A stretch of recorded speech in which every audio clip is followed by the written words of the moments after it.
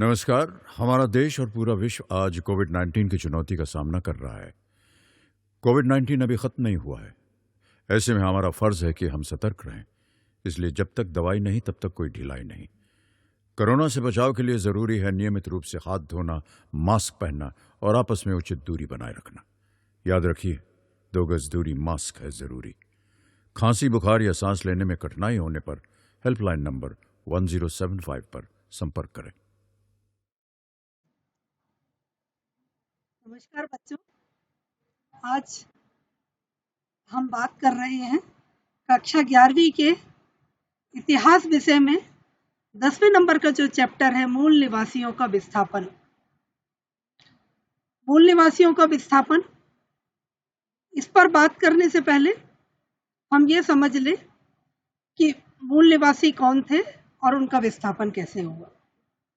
साथ ही मूल निवासियों का विस्थापन हुआ क्यों और उनके इस विस्थापन से उनके सामने क्या समस्याएं आई, किन परिस्थितियों का उन्हें सामना करना पड़ा और आज उनकी जीवन शैली कैसी है, इस पर हम अपने इस टॉपिक में प्रकाश डालेंगे।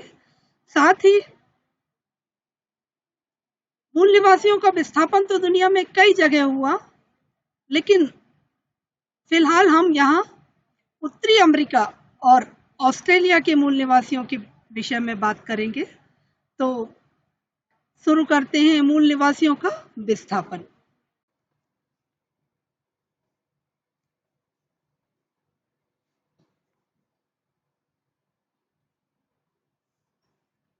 बच्चों, जैसे हम आज बात कर रहे हैं मूल निवासियों का विस्थापन, इस टॉपिक में हम मूल निवासियों के विस्थापन पर चर्चा करेंगे। साथ में मूल निवासियों की क्या परेशानियां थी, इन पर हम बात करेंगे। इस टॉपिक में हम अपना फोकस अमेरिका और ऑस्ट्रेलिया के मूल निवासियों के ऊपर करेंगे, उनके इतिहास पर प्रकाश डालेंगे और उनके विस्थापन पर बात करेंगे। चूंकि यहाँ बात हो रही है मूल निवासियों के विस्थापन की, तो पहले हम ये जान लेते हैं कि मूल निवासी हैं क्या। देखिए, मूल निवासियों का विस्थापन, इसको यदि हम तोड़ें तो एक साइड आता है मूल निवासी और दूसरे ओर विस्थापन। तो पहले बात करते हैं कि मूल निवासी किसे कहते हैं। मूल निवासी नेटिव, किसी भी देश क्षेत्र में रह रहे वह लोग जो बहुत पहले से या उनके पूर्वज वहां रहकर अपना जीवन यापन करते आए हों, वो वहां के मूल निवासी कहलाते हैं। ऐसा भी माना जाता है कि पृथ्वी के जिस हिस्से पर जो लोग पहले से रहते आए हों, वो उस जगह के मूल निवासी हैं। बच्चों, इस बात को हम बहुत अच्छे से समझ सकते हैं कि जैसे हमने भारत में जन्म लिया है तो हम मूल निवासी भारत के होंगे। यदि किसी ने इंग्लैंड में जन्म लिया है तो वो कहाँ का मूल निवासी कहलाएगा? इंग्लैंड का। हो सकता है कि आगे की पढ़ाई के लिए या अपनी नौकरी के लिए आप में से कुछ लोग अमेरिका में जाके बस जाए, लेकिन मूल निवासी फिर भी आप तब कहाँ के कहलाएंगे? आप भारत के ही कहलाएंगे। तो जो जहाँ पैदा हुआ, जहाँ उसके माता पिता, उसके दादी दादा रहे, वो उस जगह का मूल निवासी है। कई बार हम रोजगार की तलाश में अपने मूल क्षेत्र से, अपने नेटिव प्लेस से दूसरी जगह माइग्रेट भी कर जाते हैं, दूसरी जगह चले भी जाते हैं। तो जब हम लेकिन अपने किसी को अपना मूल स्थान बताते हैं तो जहाँ के हम थे, हम वहीं के कहलाते हैं। तो आज हम बात कर रहे हैं मूल निवासियों के विस्थापन की। बच्चों, इसके पहले के 2 चैप्टर पहले आपने पढ़ा होगा संस्कृतियों का टकराव। संस्कृतियों के टकराव के तहत हमने दक्षिण अमेरिका के मूल निवासियों का जीवन जाना था, उनके जीवन शैली को जाना था। कैसे बड़े बड़े वहाँ साम्राज्य स्थापित हुए थे, चाहे वो इंका सभ्यता हो, चाहे वो माया सभ्यता हो और दूसरी एस्टेक सभ्यता हो, अरावक लोग हों, इन सब के बारे में हमने जाना था। आज के हम इस अध्याय में उत्तरी अमेरिका और ऑस्ट्रेलिया के मूल निवासी, उनके विस्थापन और उनकी जीवन शैली, इन सब के बारे में जानेंगे। ये बात शुरू हो रही है 18वीं शताब्दी से, जबकि दक्षिण अमेरिका के कुछ हिस्सों और मध्य उत्तरी अमेरिका, दक्षिण अफ्रीका, ऑस्ट्रेलिया, न्यूजीलैंड के कुछ इलाकों में यूरोप से आए हुए अप्रवासी बसने लगे। और इस बसने की प्रक्रिया में ही वहां के मूल निवासियों को दूसरे स्थानों पर जाने को मजबूर किया गया। उन्हें उनके स्थानों को छोड़ने, उनकी जगह पे जहाँ पे वो बरसों से रहते आए थे, उस स्थान को छोड़ने के लिए मजबूर किया गया। इसे ही मूल निवासियों का विस्थापन कहा गया। 19वीं और 20वीं सदी में सिर्फ यूरोप से नहीं बल्कि एशियाई लोग भी इनमें से कुछ देशों में जाकर बस गए। और आज यहाँ पर, उन जगह पर एशियाई और यूरोप के लोग बहुसंख्यक हैं। वहाँ के लोग ये भूल चुके हैं कि हम यहाँ के मूल निवासी थे, और जो बाहर से आए लोग हैं उन लोगों ने वहाँ पे अपनी संख्या इतनी बढ़ा ली है। कई बार तो बहुत मुश्किल नजर आती है कि ये जानने में कि कौन यहाँ का मूल निवासी था, कौन बाहर से आए हुए हैं। हालांकि वहां के कई नाम आज भी जो वो मूल निवासियों के स्थान थे उन पर रखे गए हैं। जैसे हम अमेरिका का ले लें तो अमेरिका में ओहियो, मिसिसिपी और सिएटल, ये नाम वहां की मूल परंपरा से ही आए हुए हैं। कनाडा में सस्केचेवान, ऑस्ट्रेलिया में वोलगोंग तथा परमाता, ये नाम वहां की मूल निवासी प्रक्रिया से ही आए हैं। ये मूल निवासियों का विस्थापन आखिर हुआ क्यों? क्यों यहाँ यूरोपीय और दूसरी जगह से लोग आए? तो इसकी पृष्ठभूमि में हम जाएं तो आपने दो नाम पढ़े होंगे, उपनिवेशवाद और साम्राज्यवाद। आप ये भी जानते हैं कि स्पेन और पुर्तगाल के लोग, जो कि बहुत बड़े नाविक थे, सेलर थे, वो पूरी दुनिया में नई दुनिया की खोज के लिए घूमते रहते थे। 7वीं शताब्दी के बाद स्पेन और पुर्तगाल के जो अमेरिकी साम्राज्य था उसका विस्तार नहीं हुआ। मतलब उन लोगों ने दूसरी जगह अपना विस्तार प्रारंभ कर दिया। आए सबसे पहले स्पेन और पुर्तगाल के लोग ही अमेरिका में थे, लेकिन उसके बाद उन्होंने वहां विस्तार करना बंद कर दिया। अब फ्रांस, हॉलैंड तथा इंग्लैंड जैसे देशों ने अपनी व्यापारिक गतिविधियों का यहाँ विस्तार करना, अमेरिका, अफ्रीका और एशिया में अपने उपनिवेश बसाना शुरू कर दिया। इसको और अच्छे से समझे तो ये साम्राज्यवाद क्या था? जब कोई शक्तिशाली और विकसित देश किसी कमजोर या अविकसित देश पर अपना साम्राज्य स्थापित कर लेता, वहां पर अपनी सत्ता कायम कर लेता, ये साम्राज्यवाद था। और इसी नीति के तहत चाहे स्पेन हो या पुर्तगाल हो, इंग्लैंड हो, फ्रांस हो, इन्होंने पूरी दुनिया में जो अविकसित देश थे, जो कमजोर देश थे, उन पर अपने साम्राज्य स्थापित करना शुरू कर दिया। अब ये साम्राज्यवाद शुरू क्यों हुआ? वो नए नए साम्राज्य या को स्थापित क्यों करना चाहते थे? तो इसके पृष्ठभूमि भी आप जानते हैं कि ये देश विकसित हो चुके थे, यहाँ पर औद्योगिकरण बहुत हो चुका था, और इस औद्योगिकरण के लिए उनको अपने माल को खपाने के लिए बहुत बड़े बाजार की जरूरत थी। तो ये ऐसे देशों को देखते थे जहां पर ये अपना माल खपा सके। साथ में उनको कच्चा माल सतत रूप से मिलता रहे, इसके लिए भी इनको नए नए उपनिवेश साम्राज्य की जरूरत थी। इसके अलावा वहां की राजनीतिक स्थितियां इतनी कमजोर थी कि ये यूरोपीय देश आसानी से उन पर अपना कब्जा करके उनको अपने साम्राज्य में मिला लेते थे या उन पर अपना उपनिवेश स्थापित कर लेते थे। और इसी प्रक्रिया के तहत आपको मालूम है कि हमारा देश भी 200 वर्षों तक अंग्रेजों का गुलाम रहा, और चाहे वो चीन हो, चाहे फिर वो अफ्रीका हो, सब पर अंग्रेजों का कब्जा रहा। और उनके बारे में तो ये भी कहा जाता है कि उनके साम्राज्य का सूरज कभी डूबता नहीं था। 18वीं शताब्दी तक आते आते ये बहुत साफ और क्लियर हो गया था कि मुनाफे की संभावना से ही लोगों ने यहाँ उपनिवेश बसाए हैं, या मुनाफे की संभावना में ही लोगों ने यहाँ उपनिवेश बसाने के लिए प्रेरित किया गया। भले ही मुनाफे की संभावना से यहाँ उपनिवेश, लोगों को यहाँ उपनिवेश बनाने के लिए प्रेरित किया गया, लेकिन जो नियंत्रण स्थापित किया गया उसकी प्रकृति में महत्वपूर्ण विविधता थी।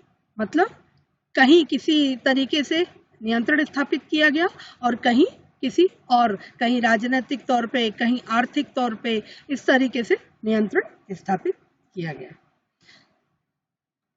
हम बात करें हमारे एशिया में, तो हमारे यहाँ भी पहले जितनी भी विदेशी कंपनियां आई वो व्यापार करने के उद्देश्य से आई, मतलब लाभ कमाने के उद्देश्य से आई, लेकिन धीरे धीरे उन्होंने यहाँ की राजनीतिक सत्ता पर अपना कब्जा कर लिया और फिर यहाँ के लोकल के शासकों को हराया और अपने इलाके का विस्तार कर लिया।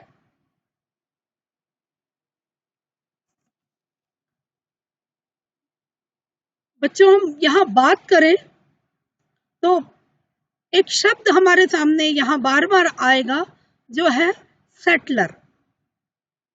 सेटलर हिंदी में से बोले तो इसका अर्थ होता है आबादकार।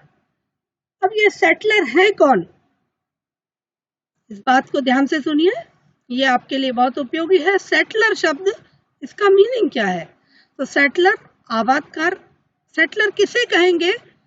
वे लोग जो कहीं बाहर से आकर किसी देश में बस गए हों, वे लोग जो कहीं बाहर से आए हों और किसी देश में बस गए हों। ये शब्द दक्षिण अफ्रीका में डच के लिए, आयरलैंड में, न्यूजीलैंड में और ऑस्ट्रेलिया में ब्रिटिश के लिए, और अमेरिका में यूरोपीय लोगों के लिए इस्तेमाल किया जाता था। बच्चों, आपको याद होगा जब हमारे यहाँ अंग्रेजों का शासन था तो उनको हम लोग अंग्रेज नहीं बोलते थे। आपने सुना होगा अपने मम्मी पापा से भी या दादा दादी से, हम उनको फिरंगी बोलते थे। क्या बोलते थे? फिरंगी, फिरंगी या गोरे। तो ये सेटलर का ही एक रूप है कि उनको हम अपनी स्थानीय भाषा में क्या बोलते थे? फिरंगी या गोरे। तो ये फिरंगी या गोरे जहां जहां रहे तो जनरल स्वाभाविक है कि हमने अभी आपको बताया था कि दुनिया के बहुत सारे हिस्सों में इनका कब्जा था। तो चूंकि इनकी भाषा अंग्रेजी थी तो इसलिए जहां जहां ये रहे उन उपनिवेशों की भाषा भी अंग्रेजी ही रही, चाहे वो अमेरिका हो या आयरलैंड हो या ऑस्ट्रेलिया हो या न्यूजीलैंड हो, सबकी भाषा अंग्रेजी ही थी, राजभाषा अंग्रेजी थी, सिर्फ कनाडा को छोड़ के, क्योंकि कनाडा की राजभाषा फ्रांसीसी थी।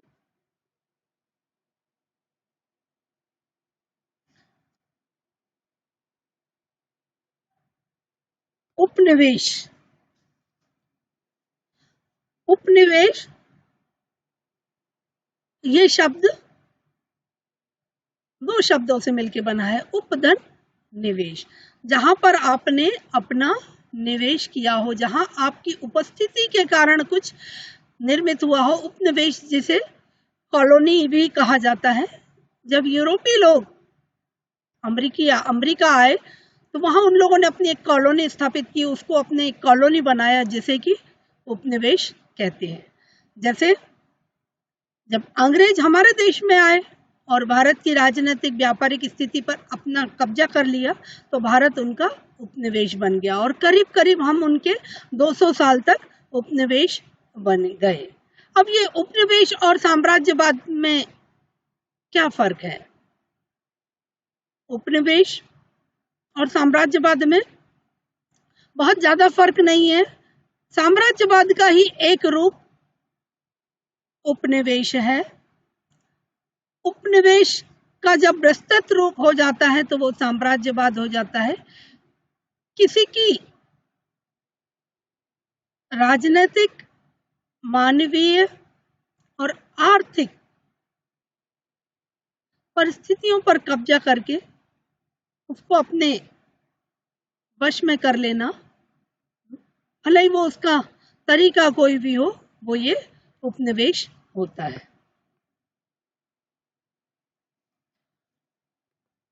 जब यूरोप के लोग नई दुनिया को खोजने के लिए निकले तो ये नई दुनिया, हालांकि वो भारत की खोज में निकले थे, लेकिन भारत को खोजने में उनको कई नए देशों को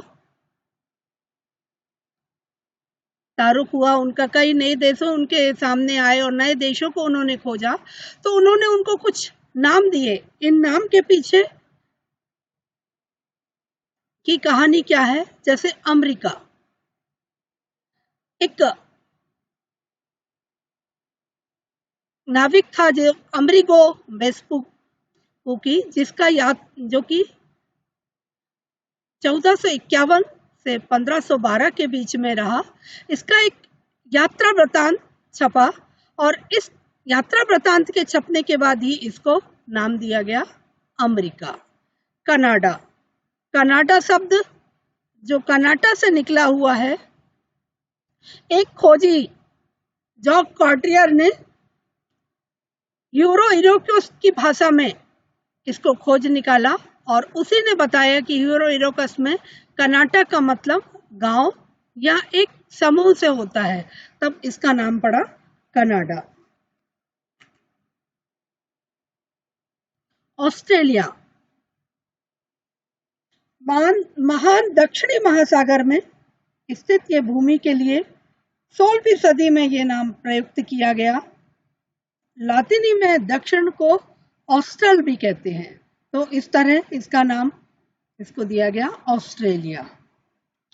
अगला है न्यूजीलैंड, हॉलैंड के तस्मान द्वारा प्रयुक्त ये नाम। उसने सबसे पहले 1624 ईस्वी में इन टापुओं को देखा था। तो न्यूजीलैंड, जैसा हम नाम देख रहे हैं, ये 3 अक्षरों से बना है, न्यू धन जी धन लैंड। न्यू मतलब जानते हैं हम नया, जी डच भाषा में जी का मतलब होता है समुद्र और लैंड जमीन। तो समुद्र के बीच में या समुद्र के किनारे जो नया लैंड खोजा गया उसे नाम दिया गया न्यूजीलैंड।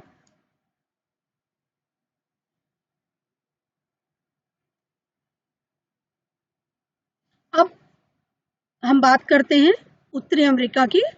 तो उत्तरी अमेरिका के भूगोल को थोड़ा सा हम जान लेते हैं कि उत्तरी अमेरिका कहाँ पर स्थित है और कैसी इसकी सिचुएशन है। तो जो उत्तरी अमेरिका का महाद्वीप है, उत्तर ध्रुवीय व्रत से लेकर कर्क रेखा तक और प्रशांत महासागर से लेकर अटलांटिक महासागर तक फैला हुआ है। इसमें पथरीले पहाड़ों की श्रृंखला के पश्चिम में ओरिजोना और नेवाडा की मरुभूमि है। थोड़ा और पश्चिम की ओर हम जाते हैं तो वहां सिएरा नेवाडा पर्वत है। पूर्व में ग्रेट विस्तृत मैदानी इलाके, ग्रेट झीलें, मिसिसिपी और ओहियो तथा अप्पालचिया की पर्वत घाटियां हैं।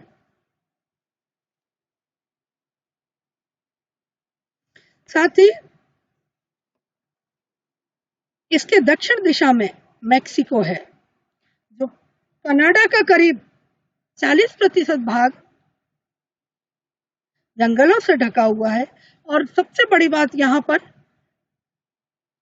कई क्षेत्रों में तेल, गैस, खनिज संसाधन पाए गए और पाए जाते भी हैं, और इसी के चलते यहाँ पर इतने प्रवासी आते रहे।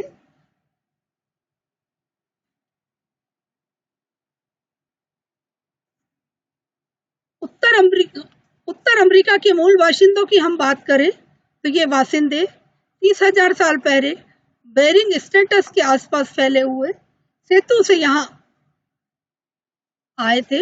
ये एशिया महाद्वीप के रास्ते यहाँ आए थे और 10,000 साल पहले आखिरी हिमयुग में और दक्षिण की ओर बढ़े। और एक बात और आपको बता दूं, यहाँ सबसे प्राचीन जो मानव कृति पाई गई है वो 11,000 वर्ष पुरानी तीर की एक नोक है जो यहाँ मिली है। 5,000 वर्ष पहले जब हिमयुग थोड़ा कम हुआ तो यहाँ आबादी बढ़ने लगी। इन निवासियों की जो विशेषताएं हैं वो मैं आपको बता दूं। ये मूल निवासी नदी घाटी के साथ साथ बने गांवों में समूह बनाकर रहते थे। ये स्वाभाविक है, आपने पहले भी पढ़ा है कि जितनी भी सभ्यताएं विकसित हुई वो सब नदी घाटी के किनारे पर ही विकसित हुई। तो ये भी नदी घाटी के किनारे रहते थे। ये मछली और मांस खाते थे तथा सब्जियां और मकई उगाते थे। साथ में ये शिकार भी करते थे। और ये शिकार किसका करते थे? जंगली भैंसे, जिसे कि बायसन कहते हैं, उसका शिकार करते थे। जितनी जरूरत होती थी उतने इलाके में ये खेती करते थे। यहाँ कई प्रकार की भाषाएं बोली जाती थी, हालांकि वे लिखी नहीं जाती थी। आपके सामने जो चित्र है ये एक बेल्ट का चित्र है जो कि रंगीन सीपियों को आपस में सिलकर बनाया जाता था और इसी के माध्यम से वो उपहार के रूप में इसे आदान प्रदान किया करते थे, जिसको बोला जाता है बेम्पुम बेल्ट। ये बेल्ट के माध्यम से ही वो अपनी भावनाएं एक दूसरे के प्रति प्रदर्शित करते थे। तो इस बेल्ट को ध्यान से देखें और इसका नाम सुने, आपके लिए बहुत उपयोगी होगा। अब यूरोपियनों से मुकाबला, क्योंकि यूरोपी यहाँ आ चुके थे तो मूल निवासियों से इनका मुकाबला कैसा रहा। 17वीं सदी में जब यूरोपी यहाँ पहुंचे, जो कि व्यापारी बन के गए थे, तो वो कठिन समुद्र अभियान के बाद यहाँ पहुंचे, तो वहां के लोगों का व्यवहार इनके प्रति बहुत दोस्ताना और गर्मजोशीपूर्ण था। मतलब उनको बहुत अच्छा लगा विदेशियों को कि यहाँ के निवासी हमसे बहुत अच्छे से मिलजुल रहे हैं। जो यहाँ आए थे वो स्पेन के लोगों की भांति सोने के लालच में, स्पेन के लोग जो दक्षिण अमेरिका गए थे वो सोने के लालच में गए थे, लेकिन जब दूसरे यूरोपी उत्तर अमेरिका आए तो वो सोने के लालच में नहीं, बल्कि उनको लालच था मछली और रोएदार खाल के व्यापार के लिए यहाँ आए थे। क्योंकि ये व्यापारी थे, ये मुनाफा कमाने के लिए यहाँ आए थे। और जबकि इसके उलट हम आपको पहले भी बता चुके हैं कि यहाँ के मूल निवासी प्रकृति का उपयोग सिर्फ अपनी जरूरतें पूरा करने के लिए करते थे। ये जो सामने आपके चित्र है ये बेनेबागो कबीले की एक महिला का चित्र है जो 1860 के दशक में इसको कबीले को दूसरी जगह नेब्रास्का स्थानांतरित कर दिया गया था। तो ये उस समय के मूल निवासी एक महिला है, उसका ये चित्र है। और साथ में नई दुनिया के मूल बाशिंदों को अंग्रेजी में कुछ, उनके लिए कुछ अंग्रेजी में शब्द प्रयुक्त किए जाते थे, वो दिए हैं। इसको आप ध्यान से पढ़ेंगे। और बच्चों खास तौर से ध्यान रखें, आपकी बुक में जो बॉक्स बने रहते हैं वो आपके लिए बहुत उपयोगी है, उनसे आपको बहुत हेल्प मिलेगी, तो उनको भी आप ध्यान से देखेंगे। अब पारस्परिक धारणाओं को हम देखें तो पारस्परिक धारणाएं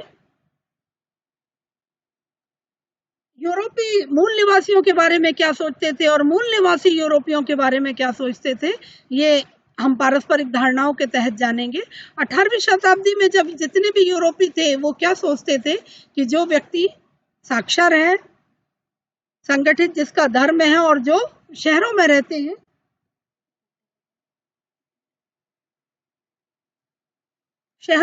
हैं, तो उनको